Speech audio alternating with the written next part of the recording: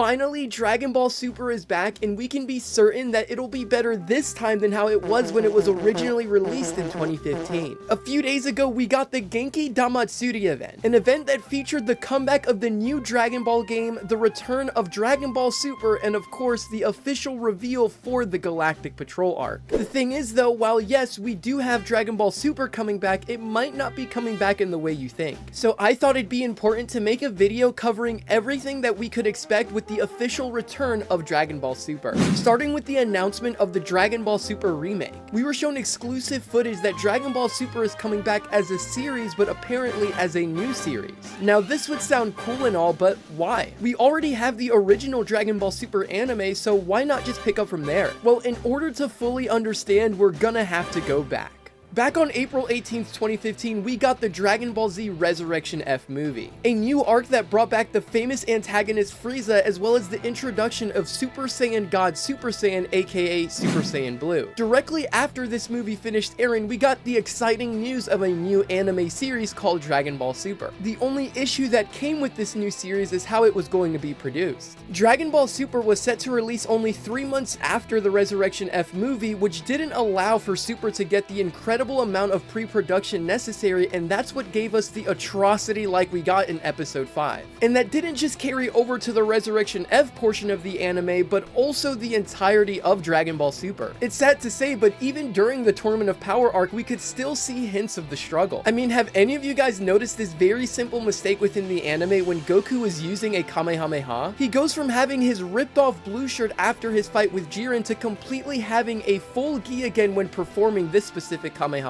This was such a huge issue, not just for fans, but also specifically for Toriyama as well, with him openly expressing complaints about the poor quality of the new anime series. This isn't the only issue though. Dragon Ball Super also had a manga that had its art and most of its story designed by Toyotaro. The issue with the manga and the anime was the anime didn't necessarily feel like a faithful adaptation of manga material because of how far ahead the anime was compared to the manga. This made the Dragon Ball Super manga feel like it was more of an accessory rather than a source, and that ultimately led to a lot of different changes within the arcs themselves, which would lead to a lot of confusion erupting within casual fans. It's important to note that Toriyama's involvement within the manga and the anime was very similar. For the most part, he just gave Toei Animation and Toyotaro story notes to go off of, and they basically carried the rest from there. So while we do still get Ultra Instinct within the Tournament of Power, the way it's achieved is in two completely different ways, and the overall issue just goes back to the anime of Dragon Ball Super existing in such a rushed and extensive setting. All in all, while a lot of casual fans may not realize it, Dragon Ball Super is just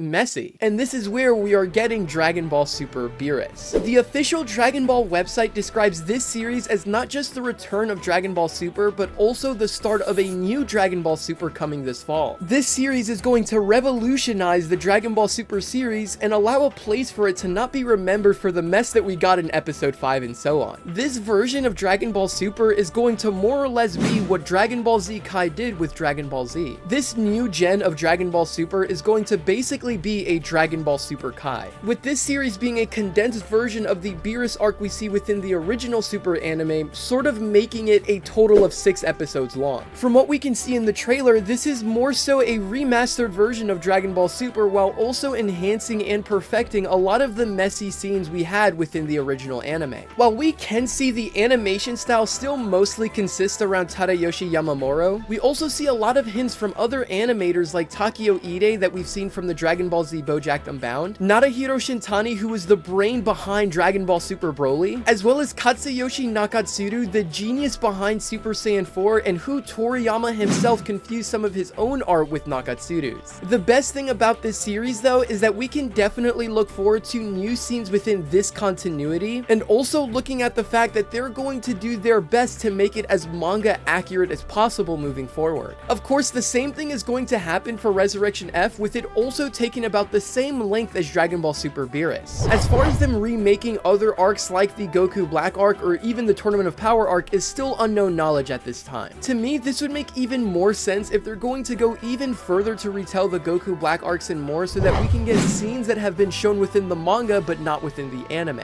The best way to look at this series overall is sort of like a warm-up. A warm-up for the very start of the Moro arc, which is the beginning of a new era. You thought you'd never see me again, didn't you? Well, too bad! I'm alive.